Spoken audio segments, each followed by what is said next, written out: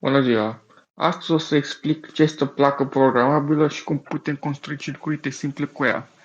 Plăcile programabile de obicei sunt folosite pentru a învăța electronică, programare într-un mod practic.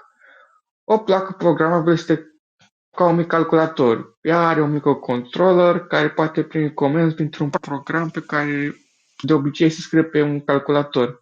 Cu ea putem controla LED-uri, motoare, senzori și alte componente electronice.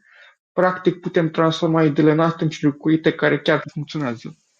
Ca să construim un circuit, folosim de obicei o placă de test numită breadboard și câteva fire. De exemplu, putem conecta un LED și un registru la placa programabilă. Apoi scriem un program care aprinde LED-ul, care face să se stingă sau să clipească. Este un mod sigur și ușor de a experimenta fără să lipim componentele permanent. Cu plăci programabile putem face multe proiecte interesante. Un LED care clipește, un microbot care se mișcă, nu știu, un senzor care măsoară temperatura sau lumina sau mult mai multe altele. Sunt posibilități nelimitate. O, din punctul meu de vedere, este o metodă destul de bună de a învăța electronică și de a exersa programarea în același timp.